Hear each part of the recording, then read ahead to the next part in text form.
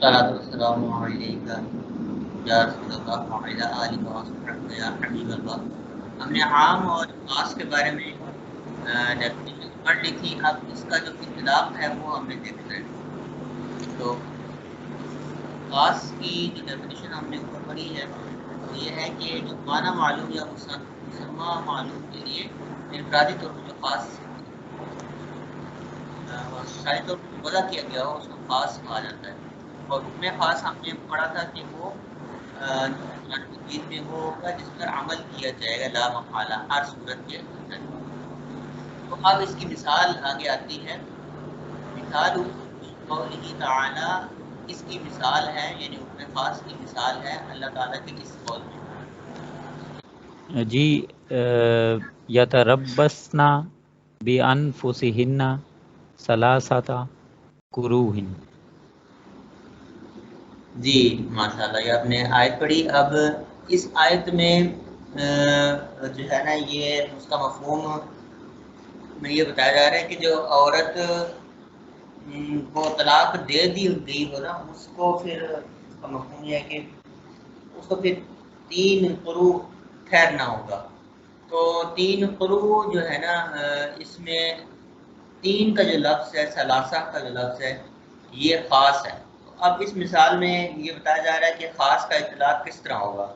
तो अब जो सलासा का जो लफ्ज़ है इसके ऊपर अमल करना ये हुक्म ख़ास के मुताबिक वाजिब है, यानी ये ख़ास लफ्ज़ है तो इस पर अमल करना भी लाजिम है, यानी 3 के ऊपर आपने अमल करना लाजिम होगा। अब उलमा का इख्तिलाफ इस बात में है कि ये 3 जो है इनसे मुराद है क्या। क़ुरू का जो लफ्ज़ है ये क़रउन की जमा है।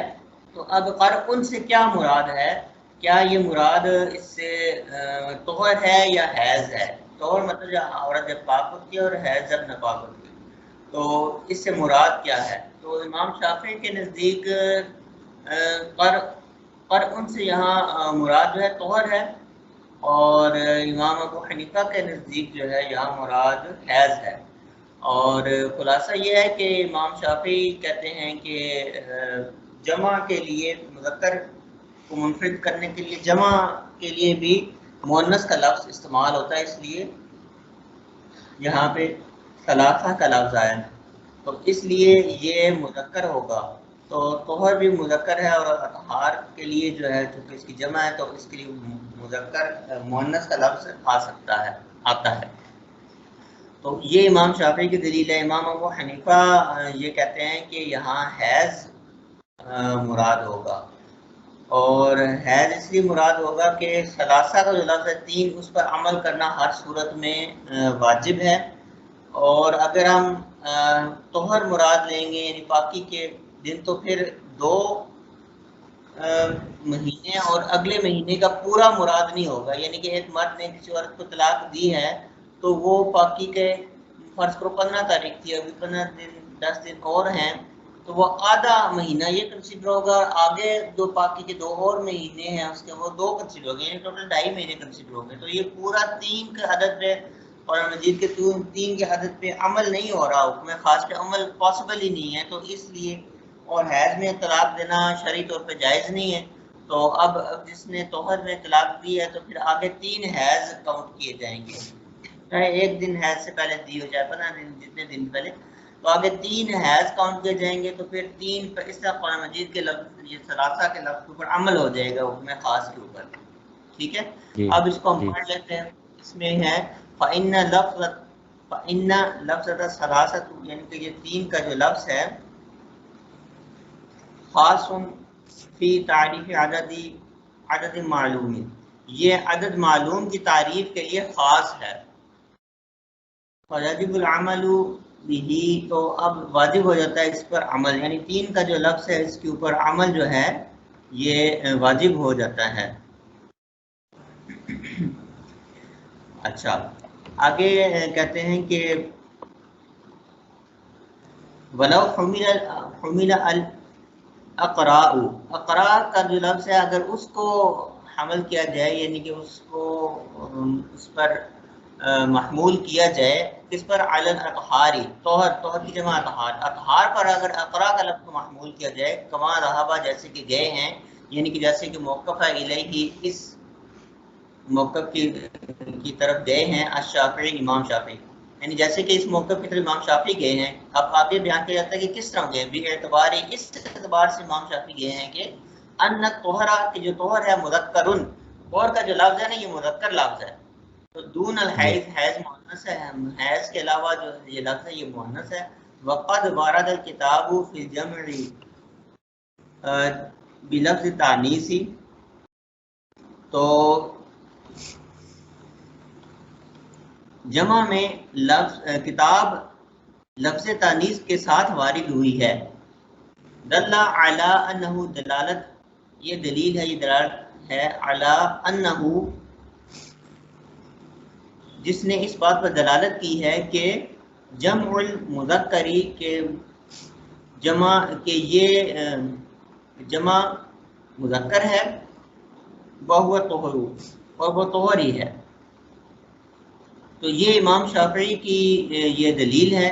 تو اب ہم جو ہم حنفی ہیں چونکہ، تو مصنف بھی حنفی ہیں، تو اس لیے وہ اپنے موقف کے بارے میں آگے بتاتے ہیں کہ لازم ہو جاتا ہے ترک العملی بہذا الخاص. تو اگر یہ امام شافعی کا جو یہ موقف ہے اگر یہ تسلیم کر لیا جائے تو اس خاص پر عمل جو ہے نا اس کا ترک لازم آتا ہے. یعنی کہ ترک اس طرح کہ وہ پھر 2 مہینے پورے نہیں ہو سکتے، 3 مہینے پورے نہیں ہو سکتے، سوری، تو اس لیے ترک لازم آ جائے گا. قرآن کے لفظ ثلاثہ کے حکم کے اوپر ہم عمل نہیں کر پائیں گے. لِأَنَّ، اب اس کی وجہ بتا رہے ہیں کیوں، اس لیے کہ من حملہ، جو کہ اس کو حمل کرے گا، محمول کرے گا، علی طہری، طہر پر، ٹھیک ہے، اقرا کو جو طہر پر محمول کرے گا، لا یوجب، تو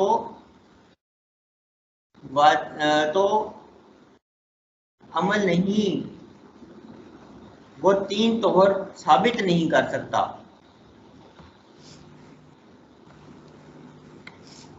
لا یوجب ثلاثۃ اطہار، تو وہ 3 طہر ثابت نہیں کر سکتا.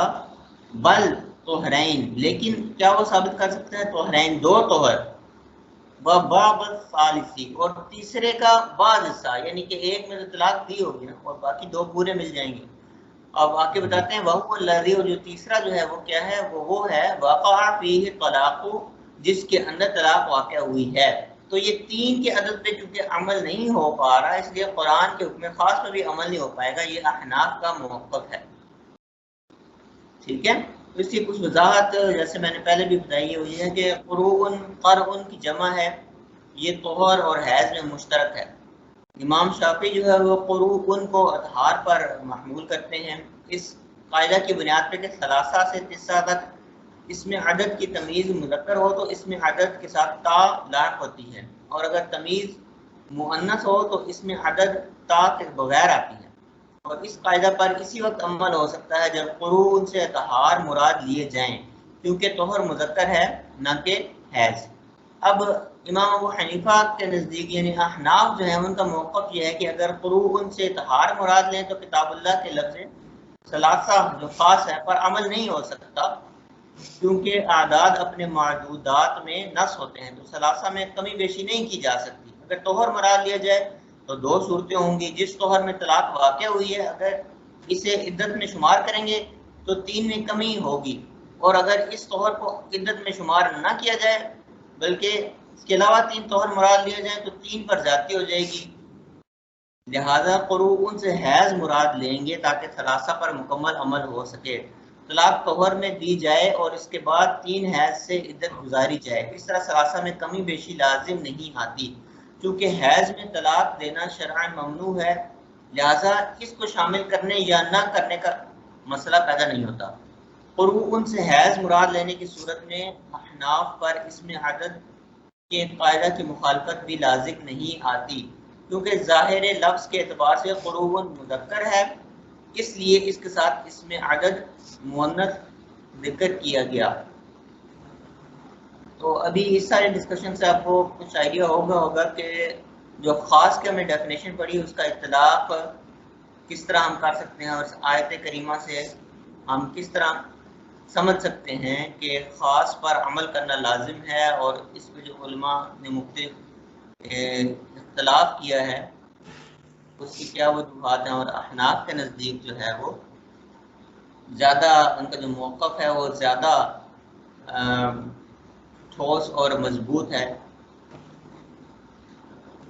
تو احناف کے نزدیک حیض پر محمول کریں گے لفظ ثلاثہ کو، قرب ان کو، اور شوافے کے نزدیک جو ہے وہ طہر مراد لیا جائے گا۔